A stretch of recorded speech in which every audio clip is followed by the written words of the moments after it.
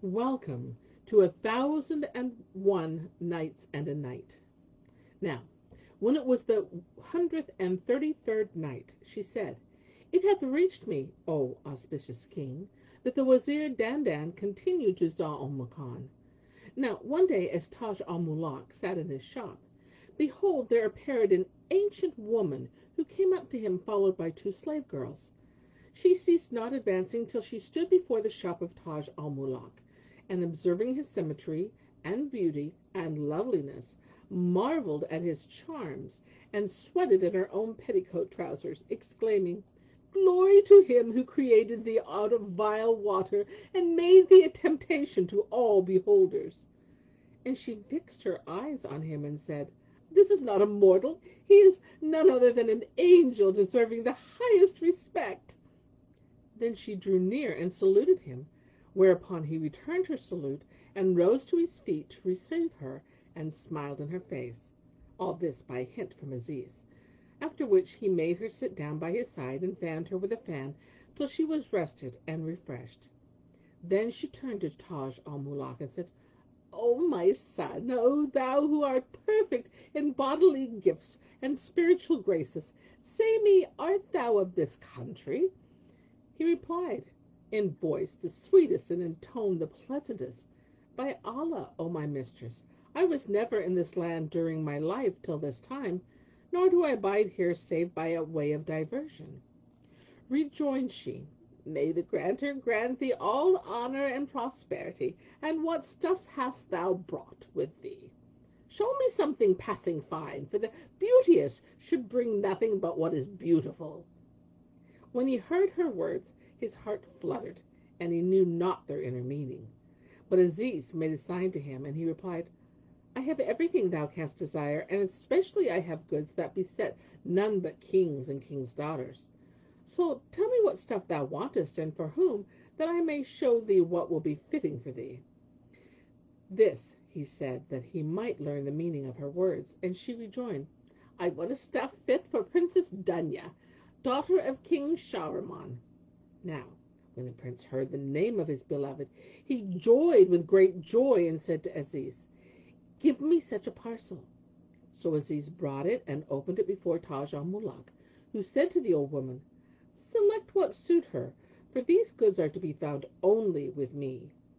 She chose stuffs worth 1,000 dinars and asked, "How much is this?" And she ceased not the while to talk with him and rub what was inside her thighs with the palm of her hand. Answered Taj al-Muluk, "Shall I haggle with thee about this paltry price?" "Praise be Allah who hath acquainted me with thee," the old woman rejoined. "Allah's name be upon thee. I commended thy beautiful face to the protection of the Lord of the daybreak. Beautiful face and eloquent speech. Happy she who lieth in thy bosom and claspeth thy waist in her arms, and enjoyeth thy youth, especially if she be beautiful and lovely like thyself." At this Taj al-Muluk laughed till he fell on his back and said to himself, "O thou who fulfillest desires human by means of pimping old women, they are the true fulfillers of desire." Then she asked, "O my son, what is thy name?" And he answered, "My name is Taj al-Muluk, the crown of kings." Quoth she, "This is indeed a name of kings and kings' sons, and thou art clad in merchant's clothes." Quoth Aziz, "For the love his parents and family bore him, for the value they set on him, they named him thus." Replied the old woman, "Thou sayest sooth. Allah guard you both with the evil eye of the envious, though hearts be broken by your charms."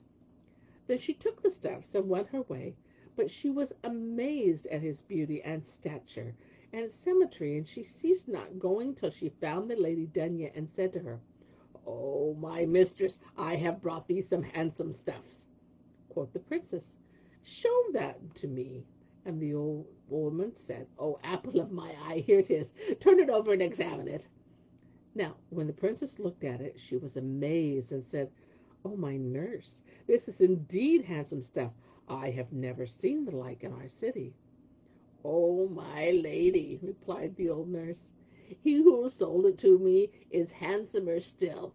It would seem as if Rizwan had left the gates of paradise open in his carelessness, and as if the youth who sold me this stuff had come bodily out of heaven. I would be might sleep this night with thee, and might lie between thy breasts. He hath come to thy city with these precious stuffs for amusement's sake, and he is a temptation to all who set eyes on him. The princess laughed at her words and said, Allah afflict thee, O pernicious old hag. Thou dotest, and there is no sense left in thee. Presently she resumed, Give me the stuff that I may look at it anew. So she gave it to her, and she looked at it again, and saw that its size was small and its value great. It pleased her, for she had never in her life seen its like, and she exclaimed, By Allah, this is a handsome stuff. Answered the old woman, O my lady, by Allah, if thou sawest its owner, thou wouldst know how the handsome man on the face of the earth. Quoth the Lady Dunya, Didst thou ask him if he had any need, that he might tell us, and we might satisfy it? But the nurse shook her head and said, The Lord keep thy sagacity. By Allah, he hath a want. May thy skill not fail thee. What is any man free from wants?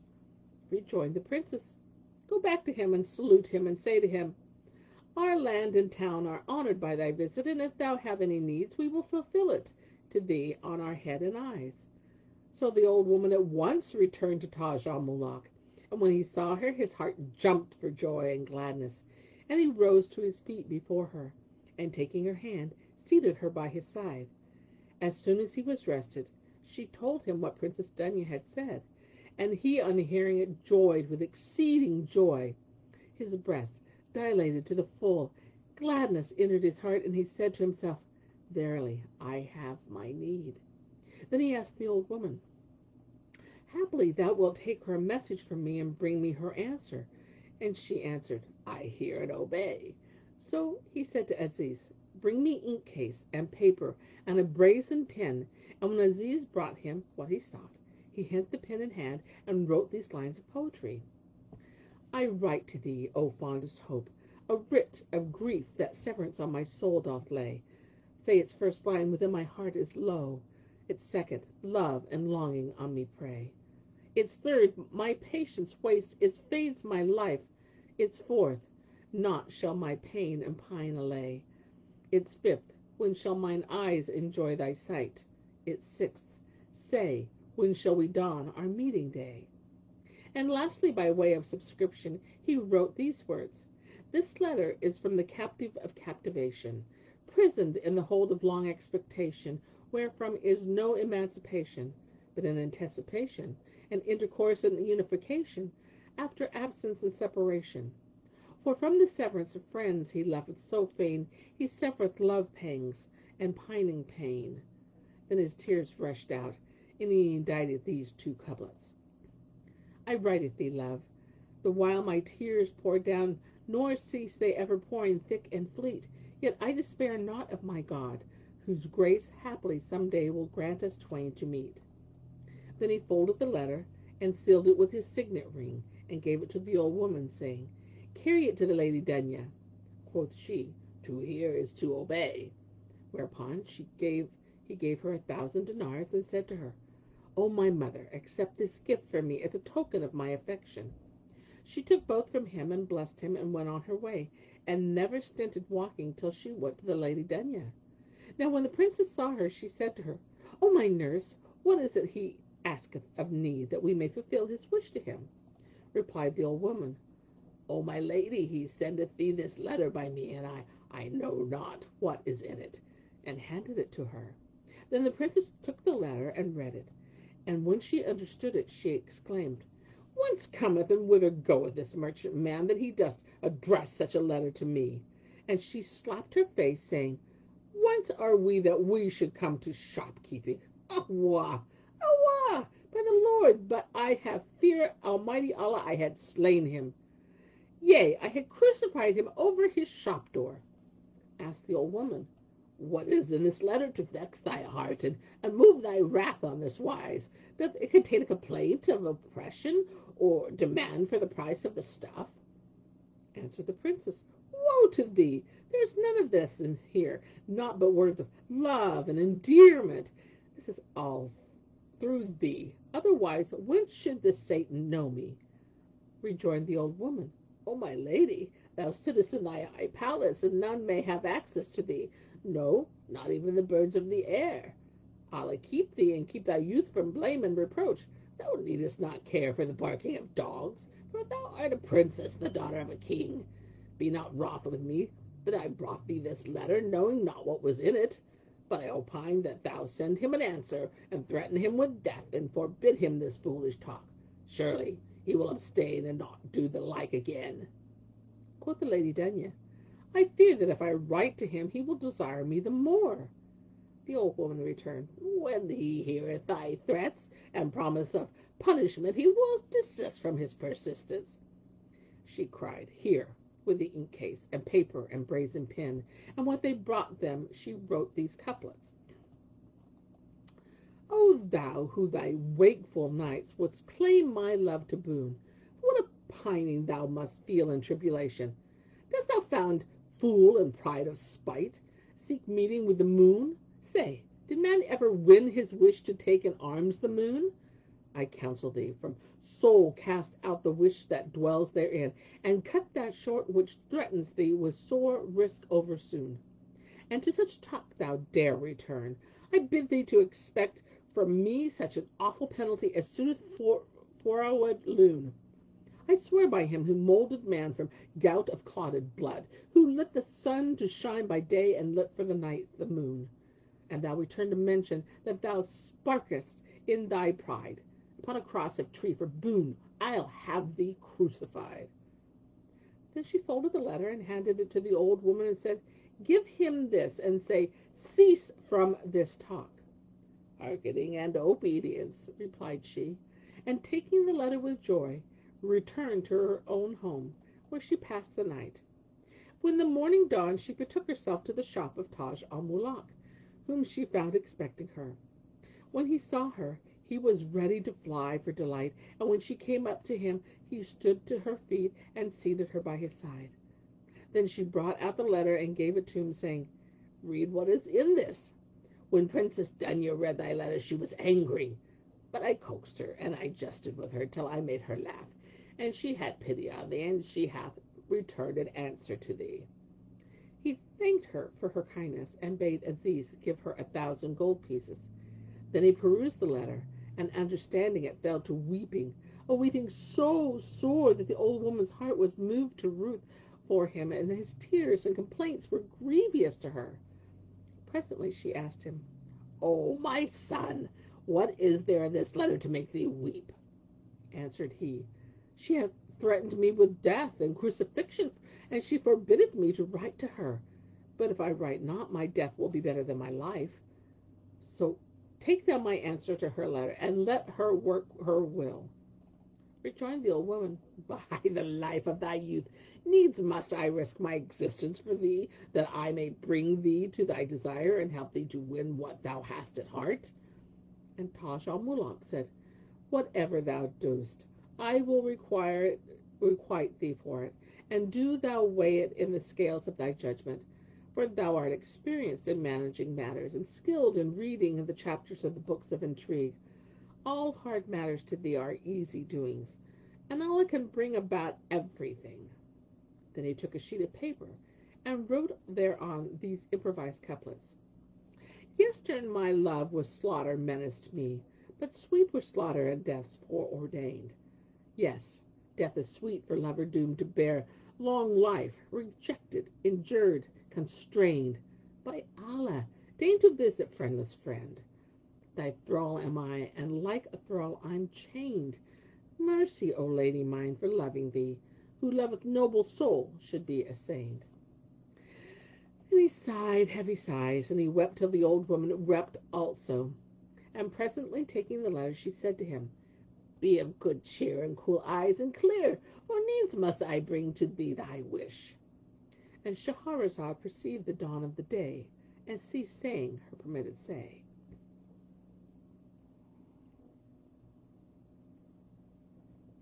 Now, when it was the 134th night, she said, It hath reached me, O auspicious king, that when Taj al-Muluk wept, the old woman said to him, Be of good cheer, and cool eyes and clear, for needs must I bring thee to thy wish. Then she rose and left him on coals of fire, and returned to Princess Dunya, whom she found still showing on her changed face rage at Taj al-Muluk's letter. So she gave him his second letter, whereat her wrath redoubled, and she said, Did I not say he would desire us the more? Replied the old woman, What thing is this dog that he should aspire to thee? Quoth the princess, Go back to him, and tell him that if he write me after this, I will cut off his head. Quoth the nurse, Write these words in a letter, and I will take it to him, that his fear may be of the greater. So she took a sheet of paper and wrote on these couplets. Ho thou, who past and bygone risk regardest with uncare, thou who is win thy meeting prize dost overly slowly fare. In pride of spirit thinkest thou to win the star Soha, albeit thou not reach the moon which shines through upper air? How darest thou expect to win my favors, hope to clip upon a lover's burning breast my lance-like shape and rare? Leave this thy purpose, lest my wrath come down on thee some day. A day of wrath shall hoary turn the partings of thy hair. Then she folded the letter and gave it to the old woman, who took it and repaired to Taj al-Muluk. And when he saw her, he rose to his feet and exclaimed, May Allah never bereave me of the blessing of thy coming. Quoth she, Take the answer to thy letter. He took it, and reading it, wept with sore weeping, and said, I long for someone to slay me at this moment, and send me to my rest, for indeed death were easier to me than this at this state. Then he took up ink case and pen and paper, and wrote a letter containing these two couplets. O hope of me, pursue me not with rigor and disdain. Deign thou to visit love wait in love of thee is drowned. Deem not a life so deeply wronged I longer will endure. My soul for severance from my friend divorce this frame unsound. Lastly, he folded the letter and handed it to the old woman, saying, Be not angry with me, though I have wearied thee to no purpose. And he bade Aziz give her another 1,000 ducats, saying, O my mother, needs must this letter result in perfect union or utter severance. Replied she, O my son, by Allah, I desire naught but thy will, and it is my object that she be thine, for indeed thou art the shining moon, and she the rising sun. If I do not bring you together, there is no profit in my existence, and I have not lived my life till I have reached the age of 90 years, and the practice of wile and intrigue. So how shall I fail to unite two lovers, though in defiance of right and law? Then she took leave of him, having comforted his heart, and ceased not walking till she went into Lady Dunya. Now she had hidden the letter in her hair, so when she sat down by the princess, she rubbed her head and said, O my lady, maybe thou wilt untwist my hair knot, for it is a time since I have been to the Hammam. The king's daughter bared her arms to the elbow, and letting down the woman's locks, began to loose the knot of her back hair, when out dropped the letter, and the Lady Dunya, seeing it, asked, What is this paper? Quoth the nurse, As I saw it in the merchant's shop, this paper must have stuck to me. Give it to me, that I may return it to him. Possibly it containeth some account whereof he hath need.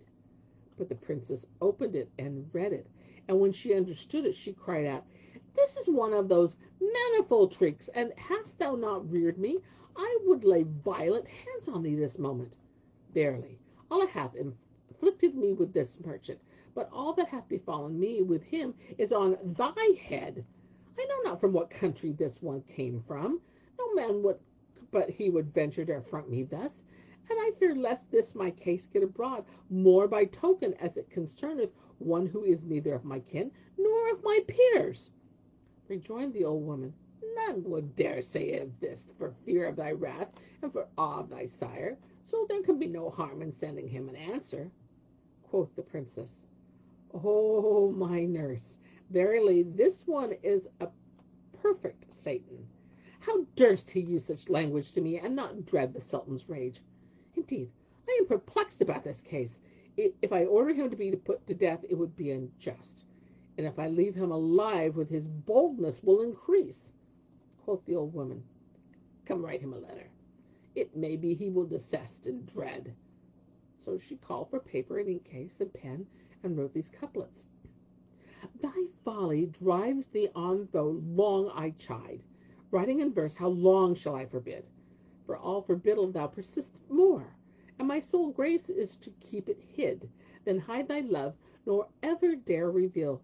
For an thou speak of thee, I shall be rid. If to thy silly speech thou turn anew, ravens shall croak for thee the world amid, and death shall come and beat thee down ere long, put out of sight and bury neath an earthen lid. Thy folk, fond fool, thou'lt leave for thee to mourn, and through their lives to sorrow, all forlorn. Then she folded the letter and committed it to the old woman, who took it and returned to Taj al-Muluk and gave it to him. When he read it, he knew that the princess was hard-hearted, and that he should not win access to her. So he complained of his case to the wazir, and besought his counsel.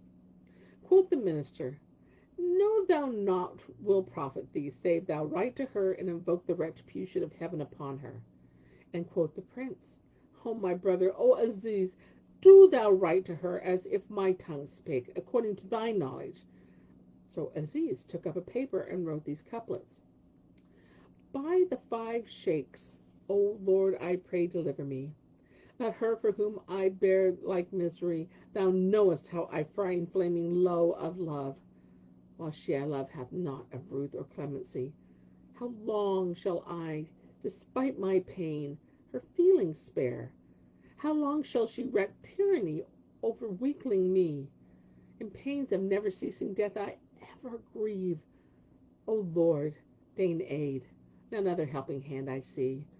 How fain would I forget her and forget her love, but how forget when love garred patience death to dree. O thou who hinderest love to joy, fair meeting tide, say, art thou safe from time and fortune's jealousy? Art thou not glad and blessed with happy life, while I, from folk and country, for thy love, am doomed to flee? Then Aziz folded the letter and gave it to Taj al-Muluk, who read it and was pleased with it. So he handed it to the old woman, who took it and went in to Princess Dunya. But when she read it and mastered the meaning thereof, she was enraged with great rage, and said, all that hath befallen me cometh by means of this ill-omened old woman. And then she cried out to the damsels and eunuchs, saying, seize this old hag, this accursed tricksteress, and beat her with your slippers. So they came down upon her till she swooned away. And when she came to herself, the princess said to her, by the Lord, O wicked old woman, did I not fear that Almighty Allah I would slay thee? Then quoth she to them, beat her again. And they did so, till she fainted a second time. Whereupon she bade them drag her forth and throw her outside the palace door. So they dragged her along on her face, and threw her down before the gate. But as soon as she revived, she got up from the ground, and walking and sitting by turns, made her way home. Then she passed the night till morning, when she arose and went to Taj al-Muluk, and told him all that had occurred. He was distressed at this grievous news, and said, O my mother, hard indeed to us is that which hath befallen thee, but all goods are according to fate and man's lot. Replied she, be of good cheer, and keep thine eyes cool and clear, for I will not give over striving till I have brought thee and her together, and made thee enjoy this wanton who hath burnt my skin with beating. Asking the prince, tell me, what caused her to hate men? And the old woman answered, it arose from what she saw in a dream. And what was this dream? 'Twas this. One night, as she lay asleep, she saw a fowler spread his net upon the ground, and scatter wheat around.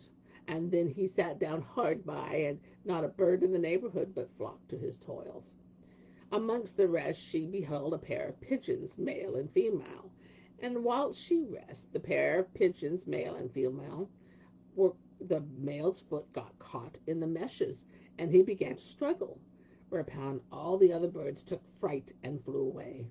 But presently his mate came back and hovered over him, then alighted on the toils observed by the fowler, and fell to pecking with his beak, and pulled at the mesh in which the male bird's foot was tangled, till she released the toes, and they flew away together.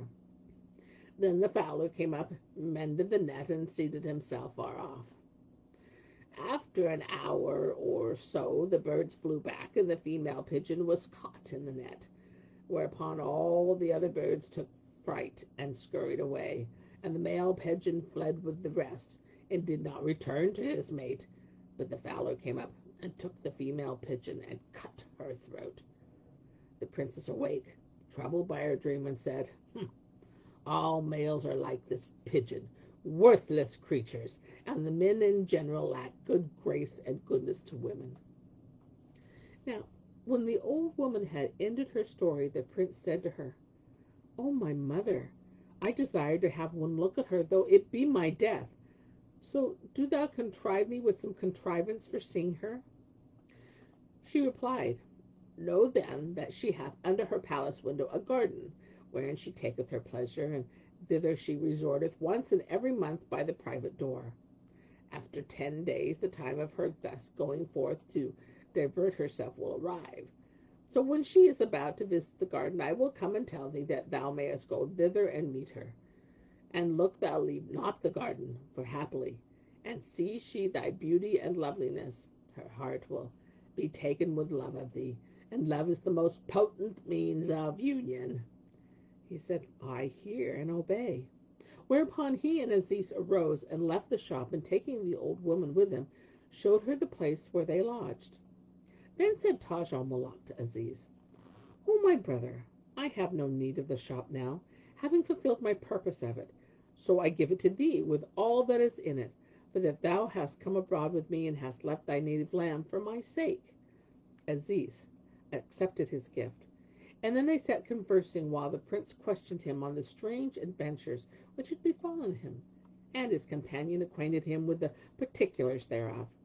Presently they went to the wazir, and reporting to him Taj al-Muluk's purpose, asked him, What is to be done? Let us go to the garden, answered he. So each and every donned his richest clothes and went forth, followed by 3 white slaves, to the garden, which they found thick in thickets, and railing its rills. When they saw the keeper sitting at the gate, they saluted him with a salam, and he returned their salute. Then the wazir gave him 100 gold pieces, saying, Prithee, take this small sum, and fetch us somewhat to eat, for we are strangers, and I have with me these 2 lads whom I wish to divert. The gardener took the sequins and said to him, Enter and amuse yourself in the garden, for it is all yours, and sit down till I bring you what food will require. So he went to the market, while the wazir and Taj al-Muluk and Aziz entered the garden. And shortly after leaving for the bazaar, the gardener returned with a roasted lamb and cotton white bread, which he placed before them. They ate and they drank. Thereupon he served up sweetmeats, and they ate of them, and washed their hands and sat talking. Presently the wazir said to the garth keeper, Tell me about this garden. Is it thine, or dost thou rent it? The sheikh replied, It doth not belong to me, but to our king's daughter, the Princess Dunya. What be thy monthly wages? Asked the wazir, and he answered, 1 dinar, and no more. Then the minister looked round about the garden, seeing in its midst a pavilion, tall and grand, but old and disused. He said to the keeper, O elder, I am reminded to do here a good work, by which thou shalt remember me. Replied the other, O my lord, what is this good work that thou wouldest do? Take these 300 dinars, replied the wazir. When the keeper heard speak of the gold, he said, O my lord, whatsoever thou wilt do. So the wazir gave him the money, saying, Inshallah, we will make a good work in this place. Then they left him, and returned to their lodgings, and when they passed the night, and went in the next day, the minister sent for a plasterer, and a painter, and a skilful goldsmith, and furnishing them with all the tools they wanted, carried them to the garden where he bade them whitewash the walls of the pavilion and decorate it with various kinds of painting. Moreover, he sent for gold and lapis lazuli, and said to the painter, "Figure me on the wall at the upper end of this hall, a man fowler with his nets spread, and the birds falling into them, and a female pigeon entangled in the meshes by her bill." And when the painter had finished his picture on the one side, the Wazir said, "Figure me on the other side a similar figure, and represent the she-pigeon alone in the snare, and the fowler seizing her and setting the knife to her throat.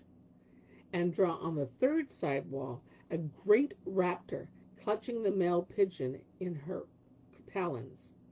The artist did this, bidding, and when he and the others had finished the designs, they received their hire and went away.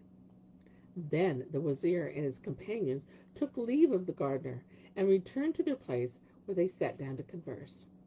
And Taj al-Muluk said to Aziz, "O my brother, recite me some verses, perchance it may broaden my breast and dispel my dolours, and quench the fire flaming in my heart." So Aziz chanted with sweet modulation these couplets: "Whate'er they say of grief to lovers come, I, weakling I, can single-handedly claim. And seek thou water spot my streaming eyes, for floods that thirst would quench hover its flame. Or wouldst view what ruin love has wrought with ruthless hands, then see this wasted frame." And his eyes ran over with tears, and he repeated these couplets also: "Who loves not swan neck and gazelle-like eyes? It claims to know life's joys. I say he lies. And love is mystery. None avail to learn, save he who loveth in pure loving wise. Allah, my heart nigh lighten of this love, nor rob the wakefulness these eyelids prize." Then he changed the mode of song and sang these couplets: "Ibn Sina in his canton doth opine, Lover's best cure is found in merry song, In meetings love of a like degree, Dessert in garden wine draughts love and strong. I choose another who of thee might cure, While force and fortune aided well and long. But I learned love's mortal ill, wherein Ibn Sina's recipe is fond and wrong." After hearing them to the end, Taj al-Muluk was pleased with these verses, and wondered at his eloquence and the excellence of his recitation, saying, "Indeed, thou hast done away with somewhat of my sorrow." Then quoth the Wazir, "Of a truth, there occurred to those of old what astounded those who heard it." Quoth the Prince, "If thou canst recall aught of this kind, prithee, let us hear thy subtle lines, and keep up the talk." So the minister chanted and modulated song these couplets: "Indeed, I deemed thy favors might be brought By gifts of gold and things that joy the sprite, And ignorantly thought thee light, O love. When can thy love lay low the highmost might? Until I saw thee choosing one, that one loved with all favor, crowned with all delight. Then what I thought by slight canst ne'er be won, And under wing my head I hid from sight, And in this nest of passion made me wan, Wherein I nestle morning, noon, and night." So far concerning them, but as regards the old woman, she remained shut up from the world in her house, till it befell that the king's daughter was taken with the desire to divert herself in the garden. Now she had never been wont so to do, save in company with her nurse. Accordingly she sent for her and made friends with her, and soothed her sorrow, saying, "I wish to go forth to the garden, that I may divert myself from the sight of its trees and fruits, and broaden my breast with the scent of its flowers." Replied the old woman, "I hear and obey, but first I must go to my house, and soon I will be with thee." The princess rejoined, "Go home, but be not long absent from me." So the old woman left her, repairing to Taj al-Muluk, and said to him, "Get thee ready and don thy richest dress, and go to the garden and find out the gardener and salute him, and then hide thyself." "To hear is to obey," answered he, and he agreed with him upon a signal, after which she returned to the Lady Dunya. As soon as she was gone, the Wazir and Aziz rose and robed Taj al-Muluk in a splendid suit of royal raiment, worth 5,000 dinars, and girt his middle with a girdle of gold set with gems and precious metals. Then they repaired to the garden and found seated at the gate the keeper, who, as soon as he saw the prince, sprang to his feet and received him with all respect and reverence, and opening the gate said, "Enter, and take thy pleasure in looking at the garden." Now the gardener knew not that the king's daughter was to visit the place that day, but when Taj al-Muluk had been a little while there, he heard a hubbub, and ere he could think out issued the eunuchs and damsels by the private wicket. The gardener, seeing this, came up to the prince and informed him of her approach, and said, "Oh, my lord, what is to be done? The Princess Dunya, the king's daughter, is here." Replied the prince, "Fear not, no harm shall befall thee, for I will hide me somewhat here in the garden." So the keeper exhorted him to the utmost prudence when he went away. Presently the princess entered the garden with her damsels, and with the old woman, who said to herself, "If these eunuchs stay with thee, we shall not attain our end." So quoth she to the king's daughter, "O my lady, I have somewhat to tell thee which shall ease thy heart." Quoth the princess, "Thou hast no need of these eunuchs at a time like the present, nor wilt thou be able to divert thyself at thine ease while they are with us, so send them away." And the lady Dunya replied, "Thou speakest sooth." Accordingly she dismissed them, and presently began to walk about, while Taj al-Muluk looked upon her, and fed his eyes on her beauty and loveliness, but she knew it not. And every time he gazed at her, he fainted by reason of passing charms.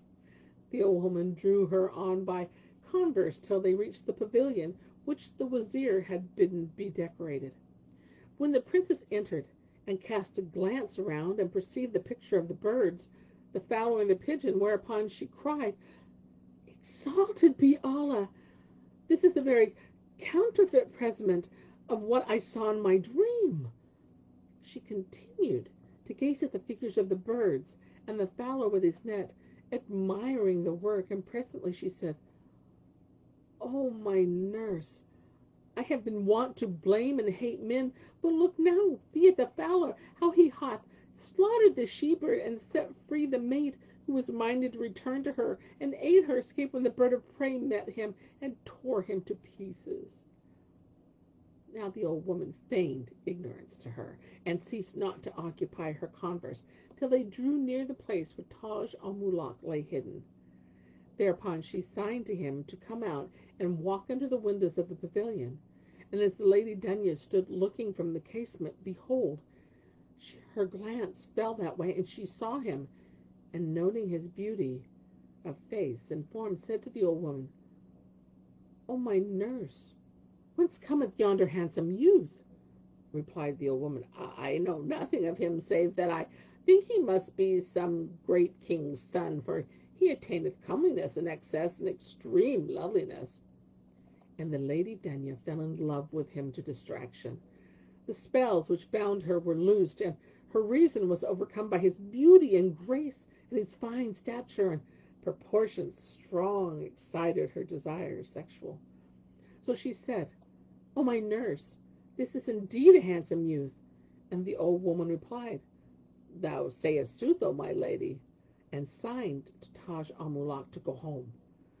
And though desire and longing flamed in him, and he was distraught for love, yet he went away, and he took leave of the gardener, and returned to his palace, obeying the old woman, and not daring to cross her.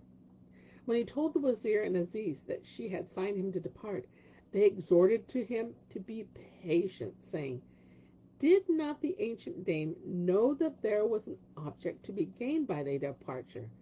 They had not signaled thee to return home." Such was the case with Taj al-Muluk, the wazir, and Aziz. But as regards the king's daughter, the lady Dunya, desire and passion redoubled upon her. She was overcome with love and longing, and said to her nurse, "I know not how I shall manage a meeting with this youth, but though through thee," exclaimed the old woman, "I take refuge from Allah, from Satan the stoned. Thou who art averse from men, how cometh it then that thou art thus afflicted with hope and fear of this young man. Yet by Allah, none is worthy of thy youth but he. Quoth the Lady Dunya, O my nurse, further my cause, and help me foregather with him, and that thou shalt have from me 1,000 dinars, and a dress of honor worth as much or more. But if thou aid me not to come to him, I am dead, woman, in very sooth. Replied the ancient dame, Go to thy palace, and leave me to devise means for bringing you twain together. I will throw away my life to content you both. So the Lady Dunya returned to her palace, and the old woman betook herself to Taj al-Muluk, who, when he saw her, rose to receive her, and entreated her with respect and reverence, making her sit by his side. Then she said, The trick hath succeeded, and told him all that had passed between herself and the princess. He asked her, When is our meeting to be? And she answered, Tomorrow. So he gave her 1,000 dinars and a dress of like value, and she took them and stinted not walking till she returned to her mistress, who said to her, O my nurse, what news of my beloved? And replied she, I have learned where he liveth, and will bring him to thee tomorrow.